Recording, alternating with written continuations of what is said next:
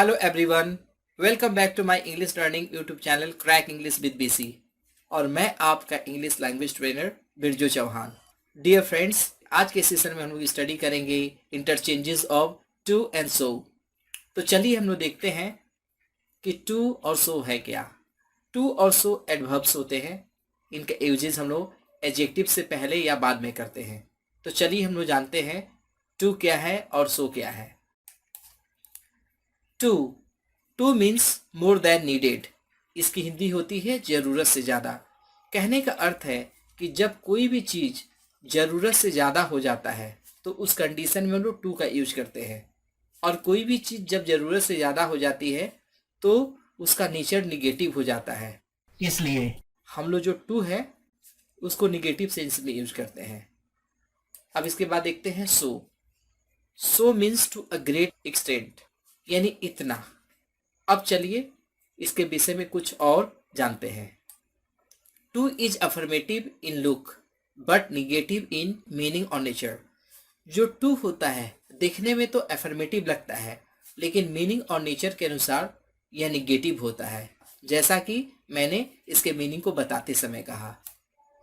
To is used in the affirmative sentence, और too का use affirmative sentence में होता है, but so in the negative sentence. Too का प्रयोग हम लोग अफर्मेटिव सेंटेंस में करते हैं, लेकिन जब टू को रिमूव करते हैं तो सो का यूज करते हैं, और उस समय सो का यूज निगेटिव सेंटेंस में होता है। एक चीज हमें और ध्यान में रखना है, यदि टू के साथ यदि हम लोग निगेटिव वर्ड नॉट यूज करते हैं तो टू का निगेटिव और नॉट का निगेटिव दोनों मिलकर उस सेंटेंस को पॉजिटिव बना देते हैं, यानी अफर्मेटिव बना देते हैं। अब चलिए टू के रिमूवल से रिलेटेड हम लोग कुछ रूल्स को देखते हैं। यदि आप इन रूल्स को फॉलो करते हैं तो बहुत आसानी से रिमूवल ऑफ टू कर लेंगे। पहला स्टेप है so is replaced by two. पहला स्टेप है, यदि सेंटेंस से टू को रिमूव करना है तो टू को हटाकर उसके जगह सो का यूज कीजिए। यानी टू पुअर दिया है तो यूज कीजिए so poor. Second step, to plus भी one is replaced by that, subject can not could not plus भी वन। और जब हम लोग सेंटेंस से टी डबल ओ टू को हटाते हैं तो इसके अगले पार्ट में टू प्लस भी वन होता है, और टू को हटाने के बाद हम लोग टू प्लस भी वन को भी सेंटेंस से हटाते हैं, और जैसे ही उसको हटाते हैं तो उसके जगह हमें डैट क्लॉज का यूज करना पड़ेगा। और डैट के बाद सब्जेक्ट आएगा, उसके बाद कैन नॉट या कुड नॉट आएगा, उसके बाद फर्स्ट फॉर्म आएगा, और उसके बाद बाकी जो वर्ड्स होंगे उनको रखा जाएगा।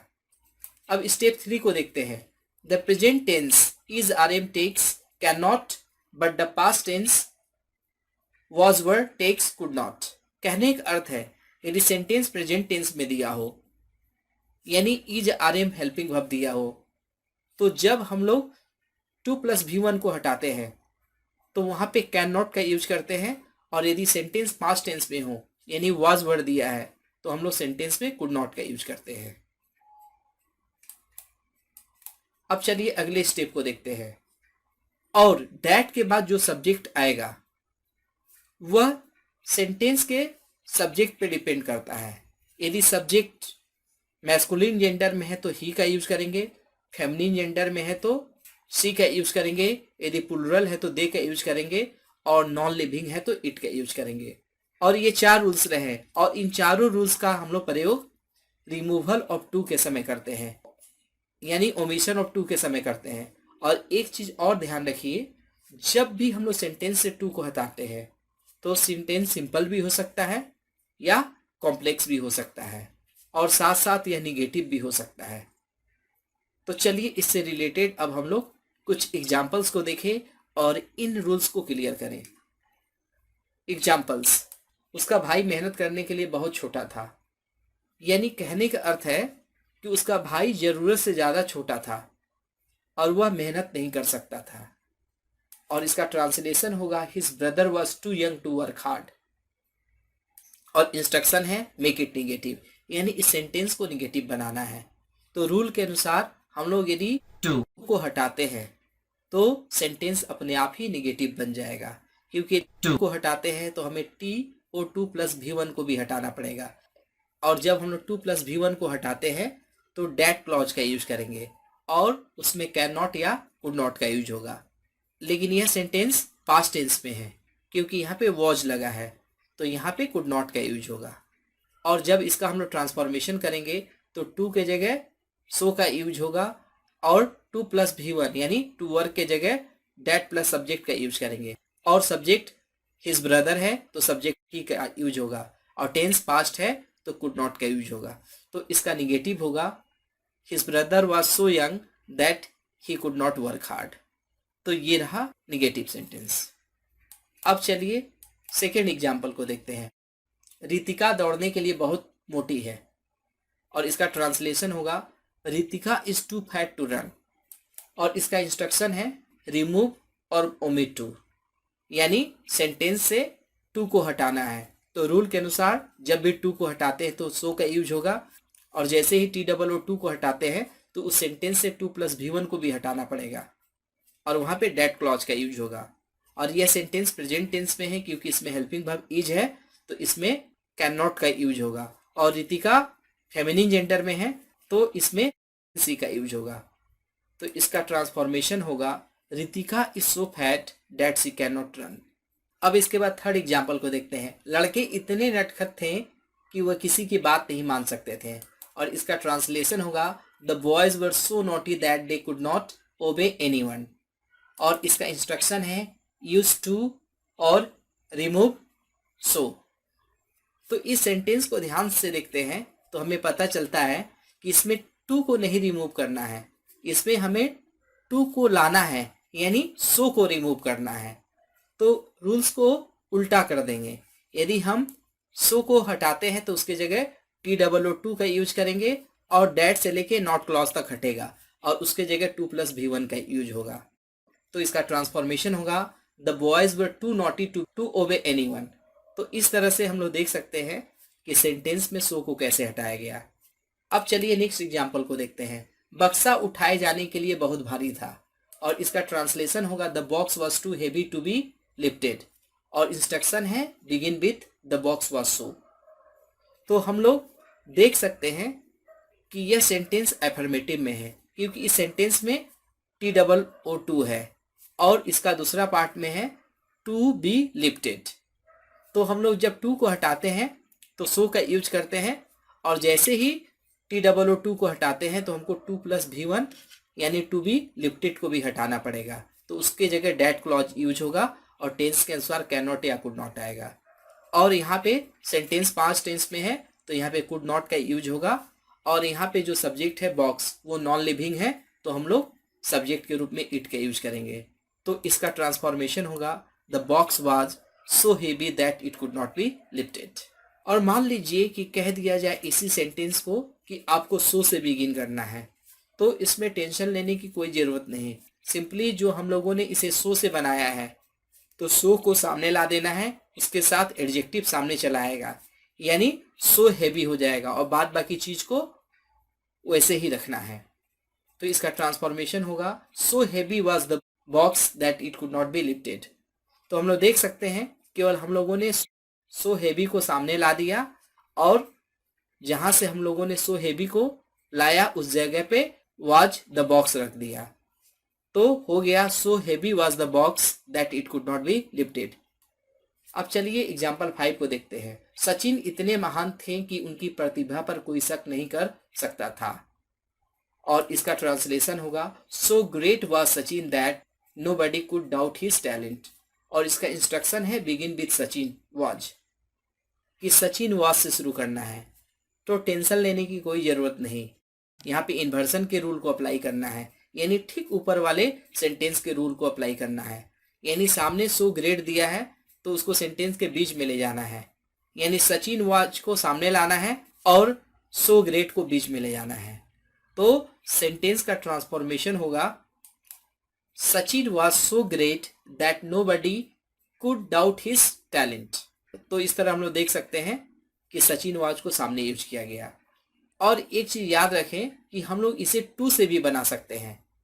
सो को हटाकर उसके जगह टू पुट कर देना है और दैट से लेके नॉट तक जो क्लॉज है उसके जगह हम लोगों को टी ओ प्लस भी वन का यूज करना है। तो इस तरह इसका ट्रांसफॉर्मेशन होगा, Sachin was too great for anyone to doubt his talent.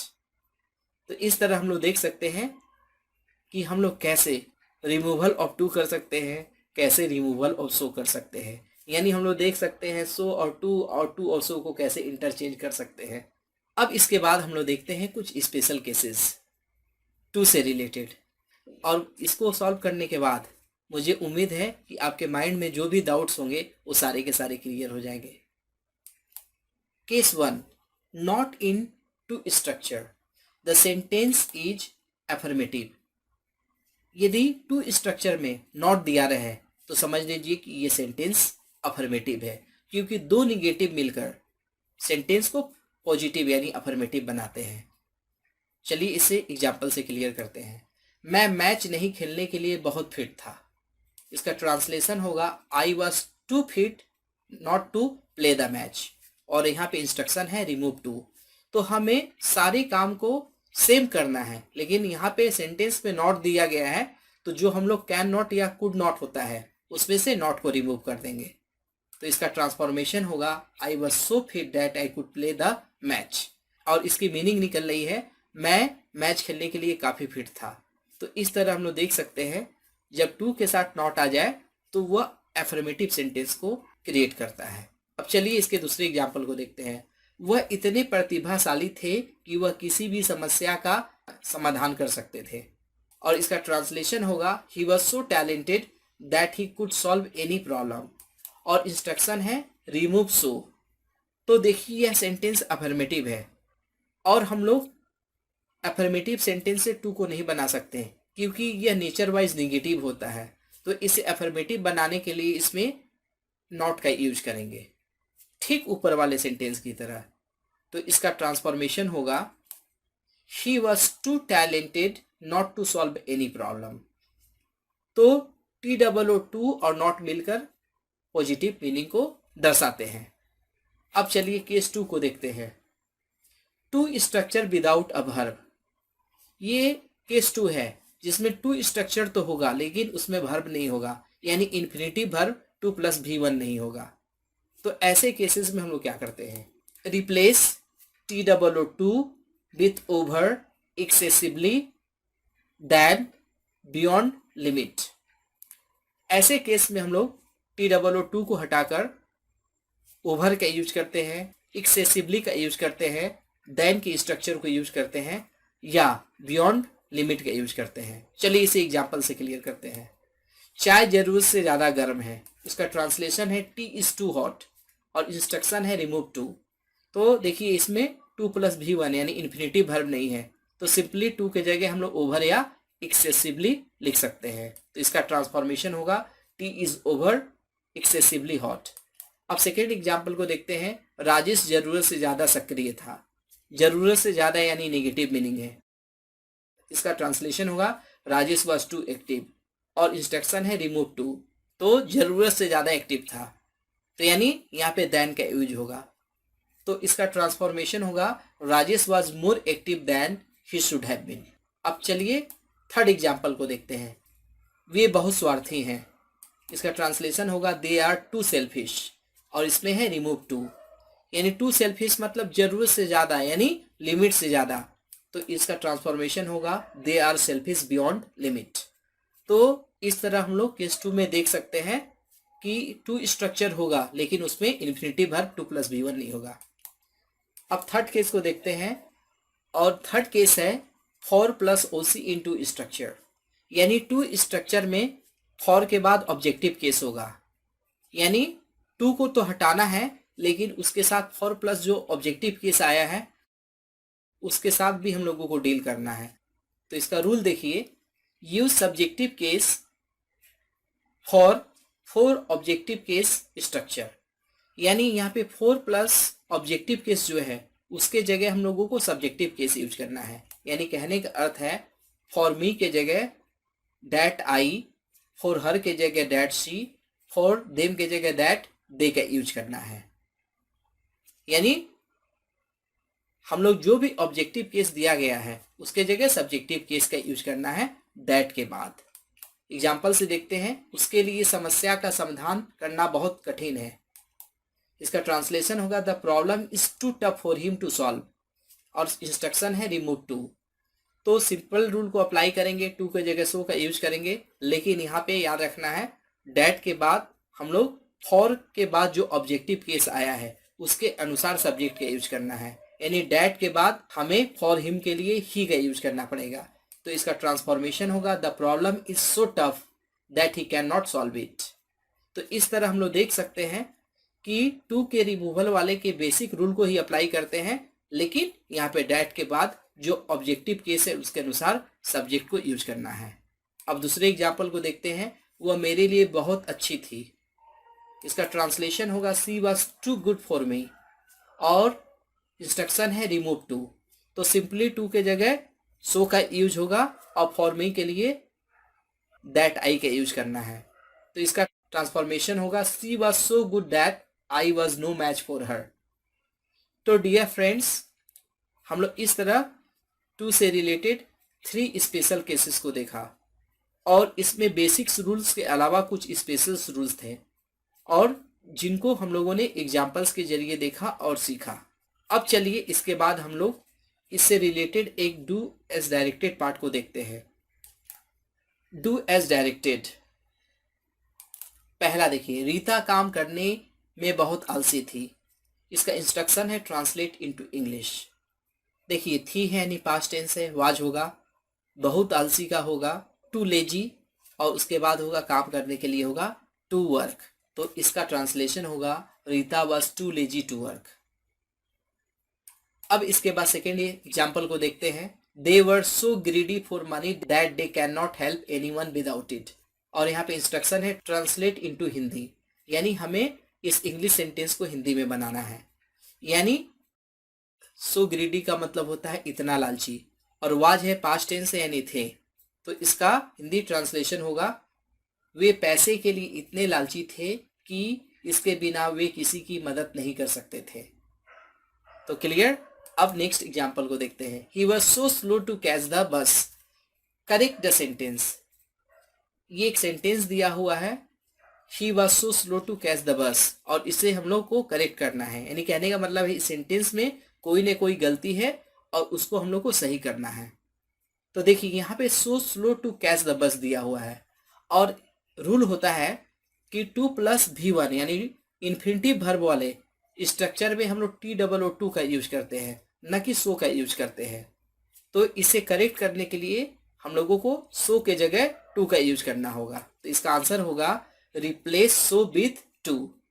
तो इस तरह से हम लोग इस सेंटेंस को करेक्ट कर सकते हैं। अब फोर्थ एग्जाम्पल को देखते हैं। Sneha was too decent to be a bad girl, remove too. यहाँ पे हमें टू को रिमूव करना है, यानी सो का यूज करना है, और डैट के बाद स्नेहा एक फेमिनिन जेंडर है यानी गर्ल है, तो उसके जगह सी का यूज करेंगे, और वाज है तो कुड नॉट का यूज करेंगे।